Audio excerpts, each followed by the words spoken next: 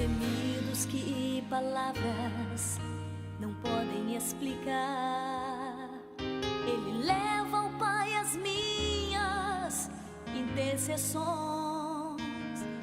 Quando dobro os meus joelhos em meio às tribulações, Ele ouve o gemido do meu coração. Ó Jesus, a Ti confesso, não dá pra viver sem sentir a Tua presença no meu ser. Você fala, Jesus.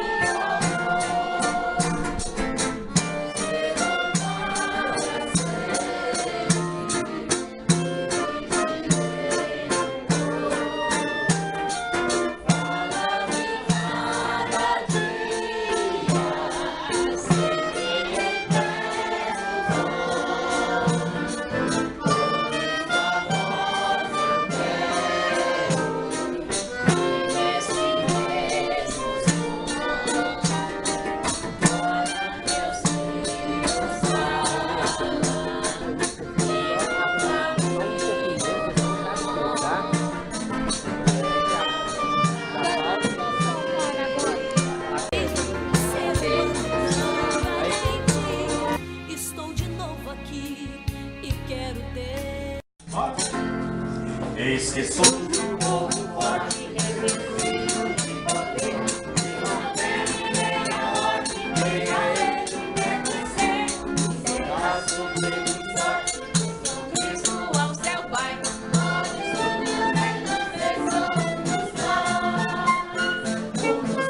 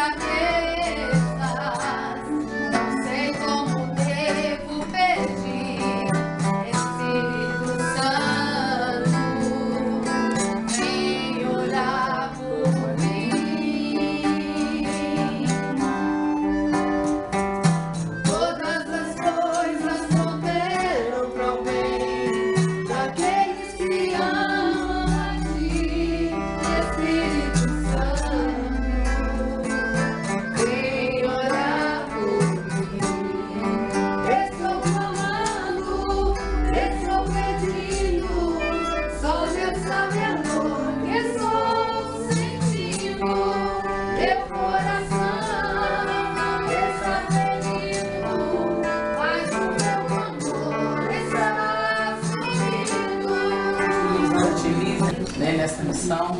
Eu estou muito alegre nesta tarde, por tudo quanto Deus tem feito e por tudo que Deus irá fazer na vida de cada um de nós, né? Sabemos que toda honra, toda glória seja dada ao Senhor. É motivo de muita alegria de estarmos juntos, nós possamos estar firmes, constantes na presença do Senhor, fazendo diferença na terra, né? Como Samuel deixou a sua história. Amém? Essa é a minha palavra. Deus abençoe.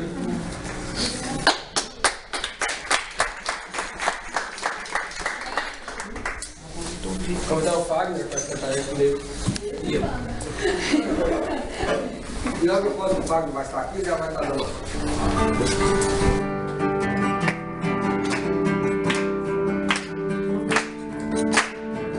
Está chegando um novo tempo, já esperamos este momento. Chegou a hora, vamos levantar e dizer: Santo, Santo é Jeová. Na contramão deste mundo, curte e compartilhar sempre juntos. Chegou de Jesus proclamar, levarei seu nome por onde quer que eu vá.